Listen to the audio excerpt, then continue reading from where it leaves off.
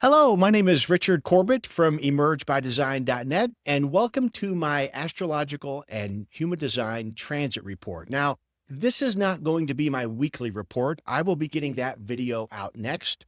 We'll be looking at Monday, November 3rd through Sunday, November 9th. But actually, in this video, I wanted to take a step back and focus in on one of the patterns in the sky amidst all the other patterns going on, the greater pattern. And specifically today, I want to talk about the outer planets. So we're referring to Pluto, Neptune, and Uranus. So I want to talk a little bit about the archetype of these outer planets just to refresh us, or maybe for those of you that are new to astrology or planetary archetypes, just to give you a little footing there. But then I want to jump into the astrological wheel and show you this pattern that's a multi-year pattern, but it's having significant impact on our world and our life as we're living it today. So first of all, Pluto, Lord of the underworld. The quick sentence for Pluto is death, rebirth, and transformation. He works on us and all of these outer planets I'm going to be speaking about, they are all working on us in several different ways. One way is that they're very collective. Now, Pluto himself takes 248 years to orbit the sun. So we're talking about a very slow planet. And so he operates in a very collective way. In other words, people born within a few years of each other all have their Pluto in the same gate. So for example, we're going to look at Pluto currently finishing up his final weeks in gate 60 in the body graph, where he's been off and on because of the retrograde activities for about 3.5 years. So everybody born in the last 3.5 years had Pluto in their chart in gate 60. And because of that, we can really see Pluto's impact in history through cultural examples. Whenever Pluto changes a sign, we can see that in the archetypes of cultural activity.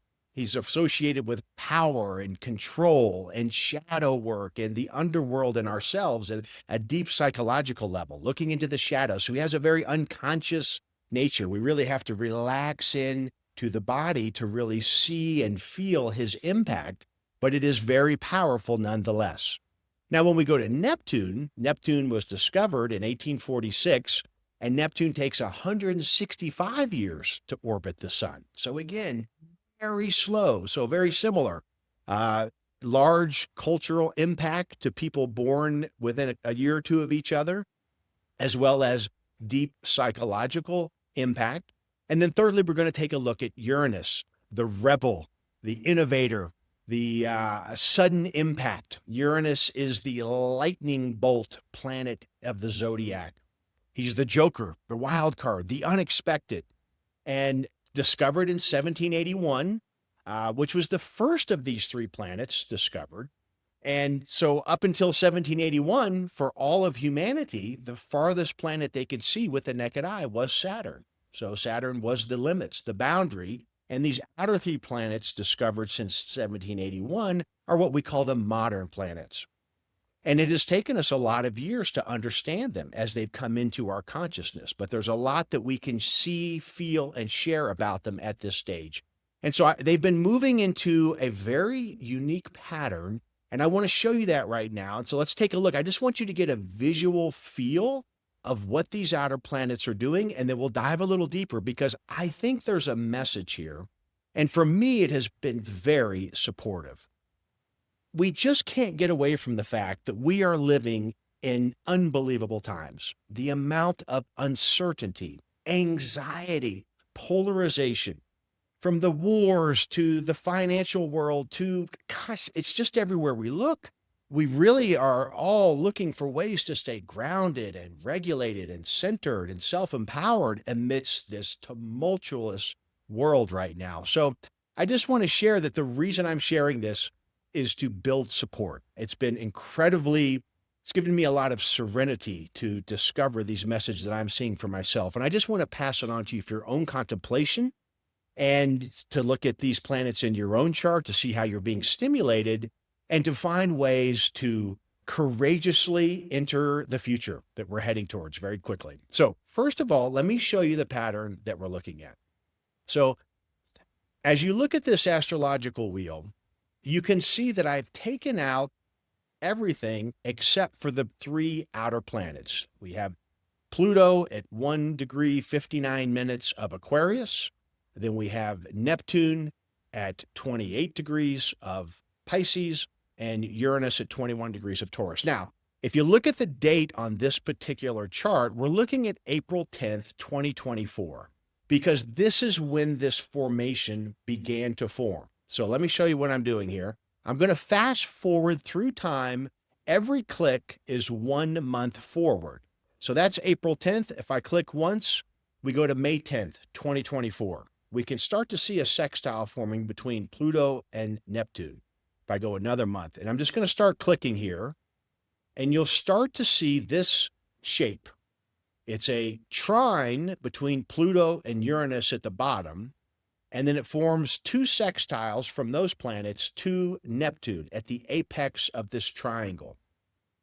Many astrologers are calling this a minor trine. A grand trine is when all three planets are in a trine aspect. This is where we have different. It's two sextiles and a trine. But let me show you what this looks like as we, again, go forward month to month. Now, we're coming into September of 2024. We can see these lines getting a little bit darker. That means they're getting closer in aspect to each other. But then as we come into the winter, this past winter of 2024, here we have February of 2025. You don't see any aspects until we get towards the spring and summer. Here's May, June, July 10th, August 10th. See how dark this is getting right now. And then September 10th. And I'll go ahead and move it up to the current times. Here's November 10th, 2025. So this will be next week. If I go back 1 month, you could see how, due to the degrees of the orb, the color of this minor trine shifts a little, but you can see how strong it is the main point. Now, when we look, if any astrologer that sees this type of pattern in a chart, they right away think sextile trine. We're thinking flow, communication, supportive. These are what we call soft aspects.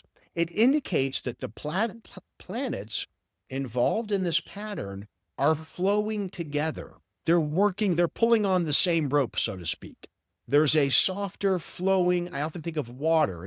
There's a communicative, supportive aspect to them, and that they're moving in this, whatever they're doing, they're doing it together. Now, the opposite of this would be hard aspects like squares or square and a half or oppositions.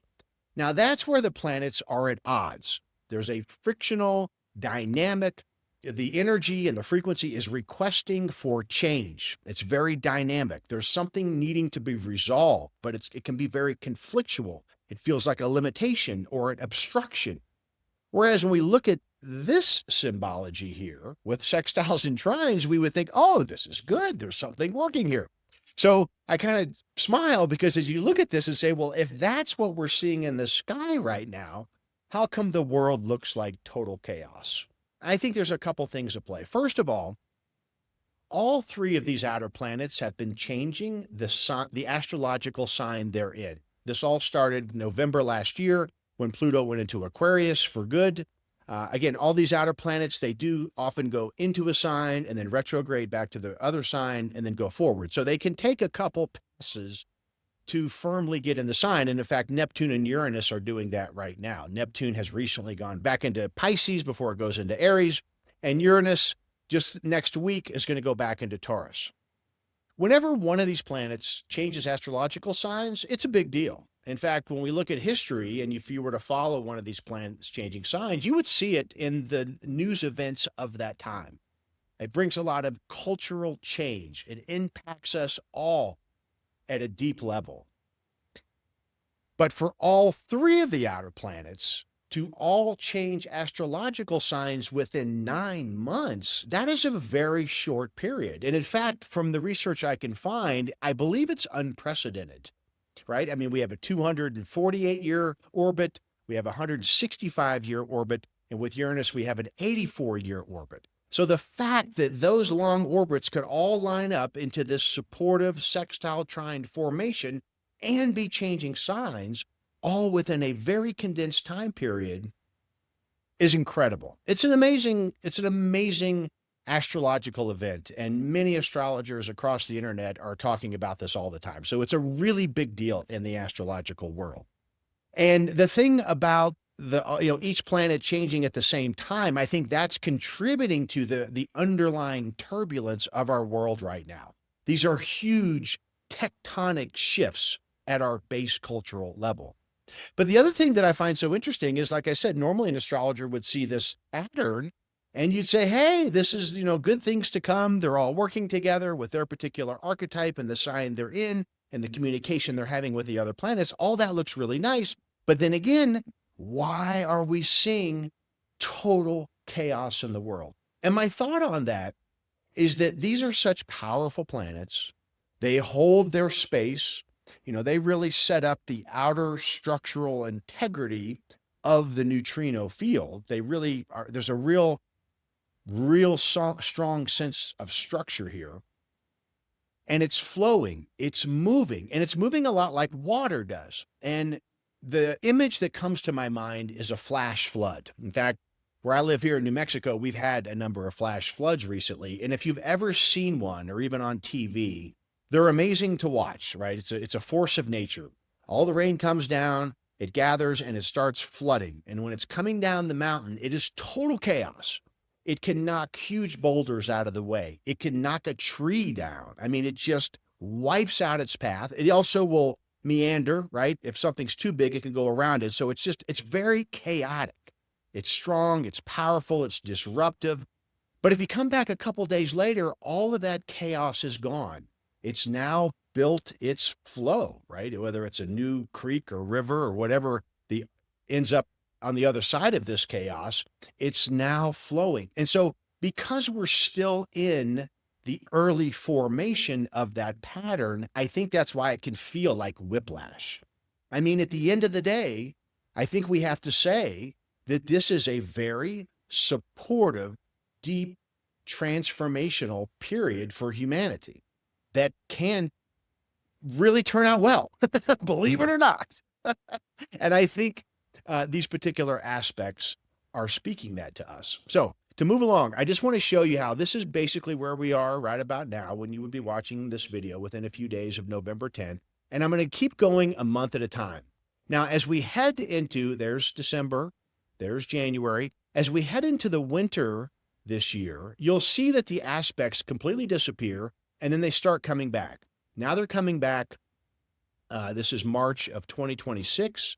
And every month it gets stronger and stronger and stronger. Now, so the first pattern in summer of 2025, all three of the planets lined up at 1 degrees of their respective signs.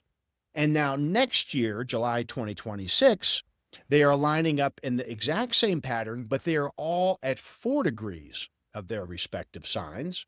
All right. And then just to kind of give you a visual grounding, I'm going to move forward. Now here we're into September of 2026.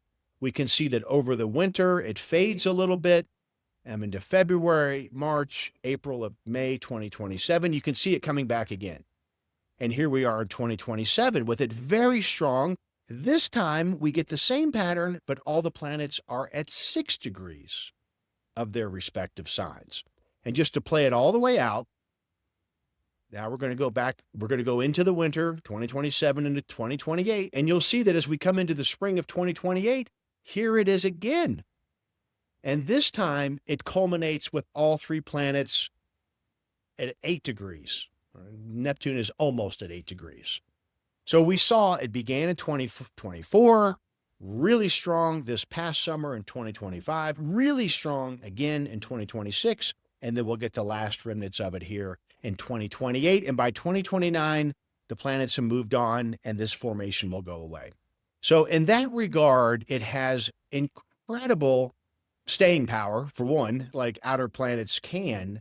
But we can see that this formation is a pattern that we can, I think, lean into. And I want to look at some of the more specifics of the particular gates that these outer planets are in right now, because to me, they provide the message, right? Like, how do we cope with these times? What is one to do when the world feels like it's falling apart at every seam? Okay, well, this is what is in the charts now, and that's what I want to go to next. So the first thing I've done, if we look at this slide here, I took a look at each of the outer planets in the current sign that they're in. So Pluto and Aquarius, Uranus and Gemini, Neptune and Aries. And I put some words together that can show these planets at their lower spectrum of consciousness, their lower frequency. And then I juxtapose next to that what we might say about them in the same sign at a higher frequency. And I put this here so that you can get a feel for it, right? You can really see these planets out there in the real world. Now, I don't want to take the time to read through every one of these. If you want to maybe pause the video and take a look yourself or take a screenshot for further contemplation at a different time, what I really want to do is go right into the body graph. And I want to talk about where these planets are at this moment. And I am recording on this on October 29th. The video will be out by the end of the week. Things are changing. Next week, Uranus is going to retrograde back into Taurus for around 5 months before coming back into Gemini. But again, that minor trine formation is very strong right now. And I think by looking at the gates, we can really get what I call a message in a bottle. What can I be doing right now to build my frequency, to cope with the amount of change and uncertainty going on in the world? And I think part of that work is being comfortable with uncertainty. But these outer planets are helping us. They are actually supporting us in that. And they're supporting us through this minor trine, which again is a flowing, communicative. They're working together in support of this activity. And so let's take a look here. Down here in the root center, we have gate 60. Now, gate 60 in the astrological wheel is up here in Capricorn. Here's gate 60. But in the body graph, it's down in the root center. And it's part of the channel of mutation, a design that initiates and fluctuates. It's part of what we call individual circuitry, and also another name for it is the knowing circuit group. Now, I love circuitry. Any of you all that have been in classes with me or heard my presentations on individual circuitry is such an illuminating topic in the body graph. Circuitry shows the structure. It shows the flow of energy. It shows the plumbing or the piping of how energy flows in the body. And an individual circuitry is at the very core of what it means to be a human being. It's mutative. It is the energy or the frequency that brings up self-creative, authentic expression. That's why it's called the knowing circuitry. Sometimes we just have those peak or zenith moments, right? I know, I've got it. I've got a breakthrough. And then maybe a day later, it's gone. It's because individual circuitry works on what we call a pulse. There's literally an on switch and an off switch. Now, the timing of this is purely individual. For those of you that haven't, well, we all have some degree of individual circuitry. Some people have more than others. It's a very helpful thing to know how much of your chart is individual for further contemplation and analysis, but we all have some of it. Some people have a lot of individual.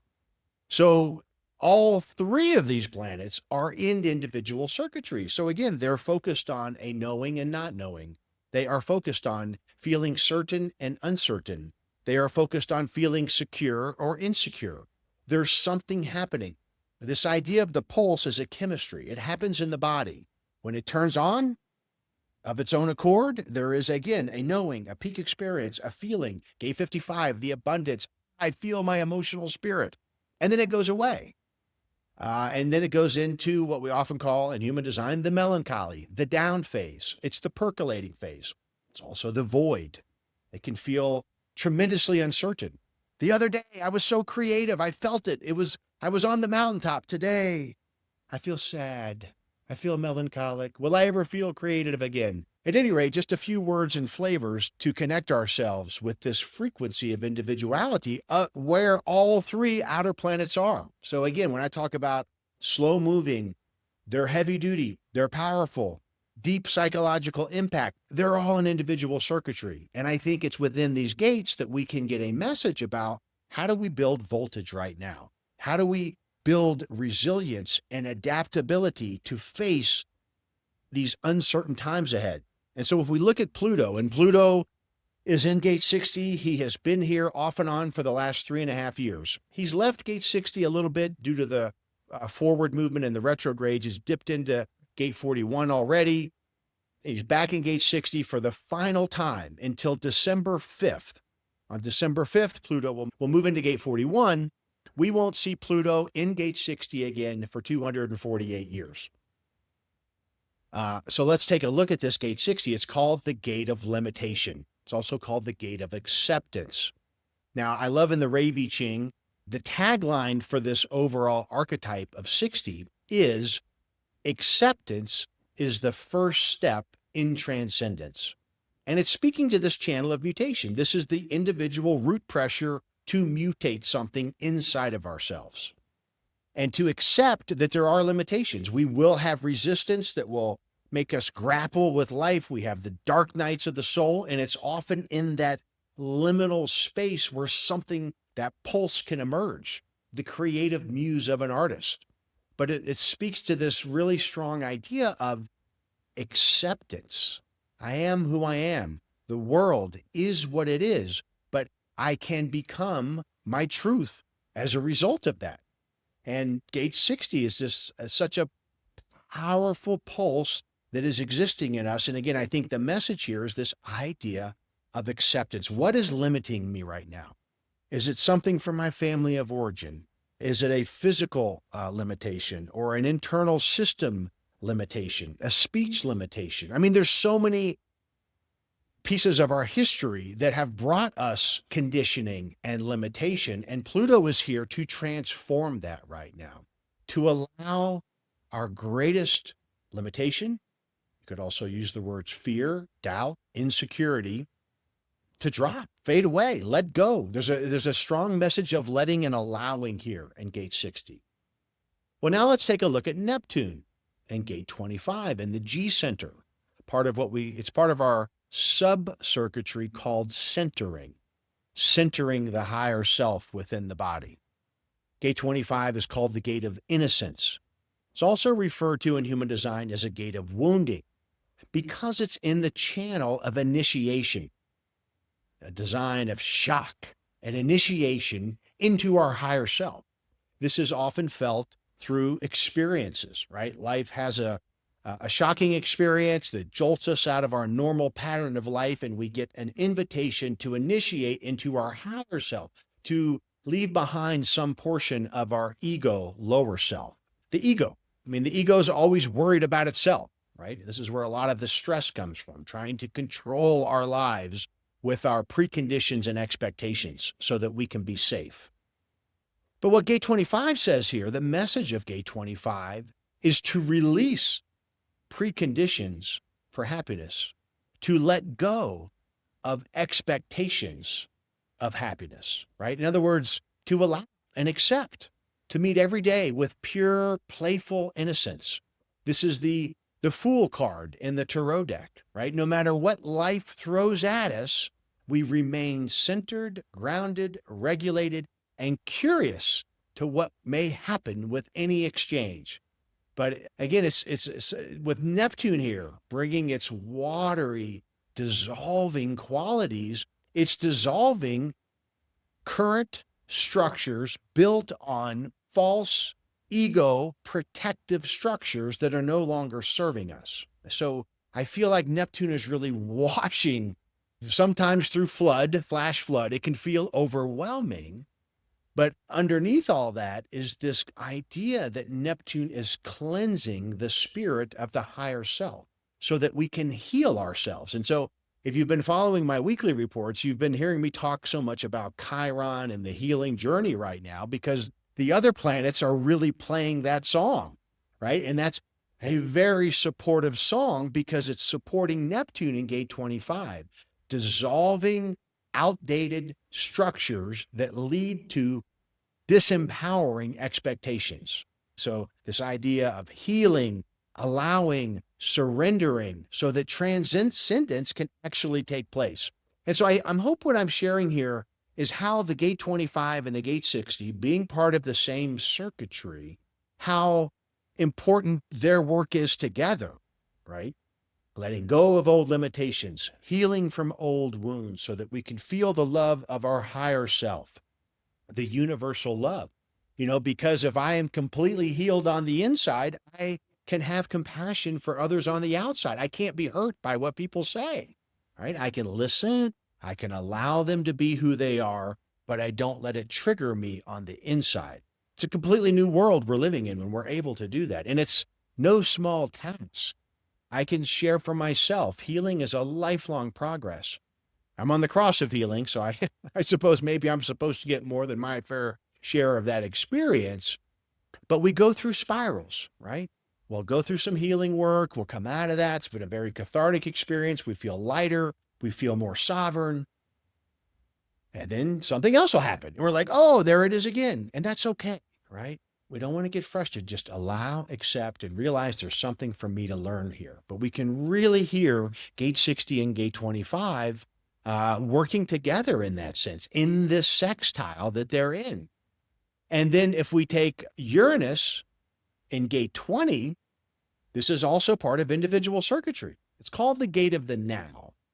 And it really speaks to individual, self-empowered, authentic, personal expression in the now. Gate 20 is about speaking the truth of the body right now. And so it's a process between gate 60 and gate 25 that allows us to share in a very Uranian, innovative, forward-thinking way our truth, our authenticity.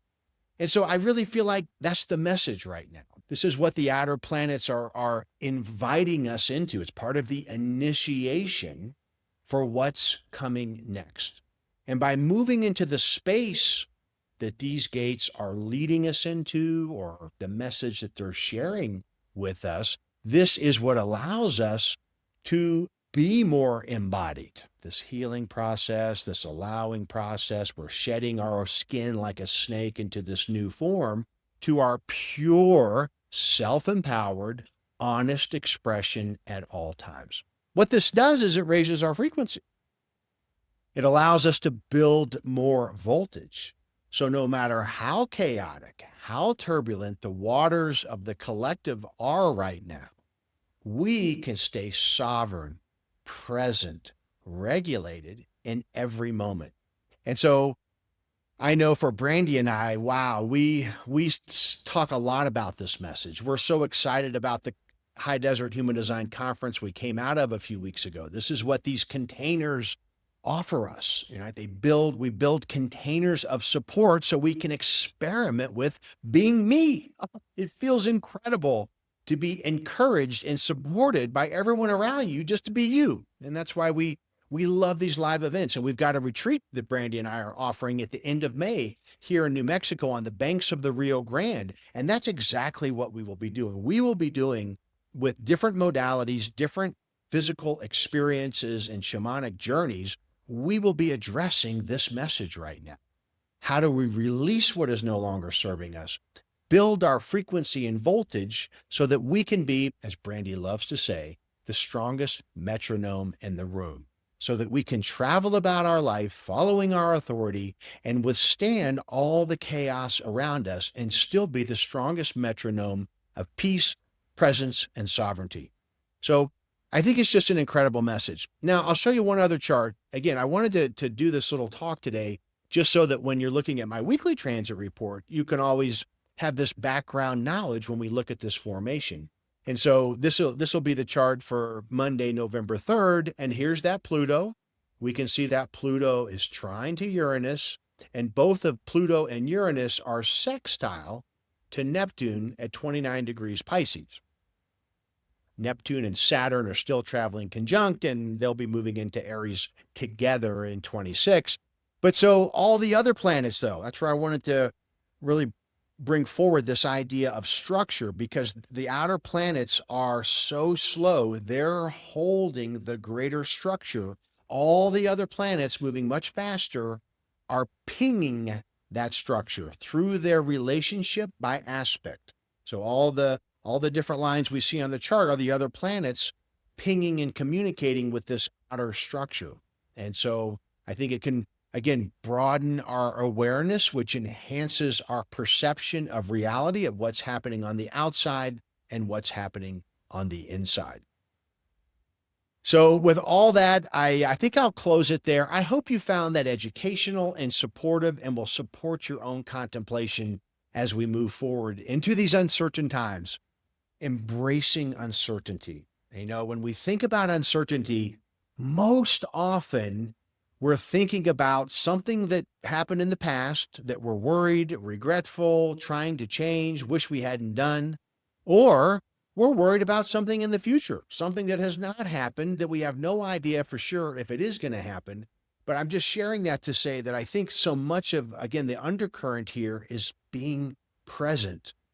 When we cannot be caught up in the past or the future, but stay firmly embodied in our authentic wisdom in the now, this is where the fear dissipates, the anxiety dissipates, and we can turn it into creativity, because all outer planets are in the circuitry of self-empowered creativity. So any activity right now that is connecting you with your own sense of creativity, whether it's movement, ecstatic dance, hiking in the woods, yoga, meditation, maybe it's drawing, painting, writing, any activity that helps you go inward and connect with your sense of creativity, which can be something you can build on, right? I've never thought of myself as a creative artist type person, but I'm spending a lot of time on creative work right now. So it is something that even if you're new to the concept, it's okay.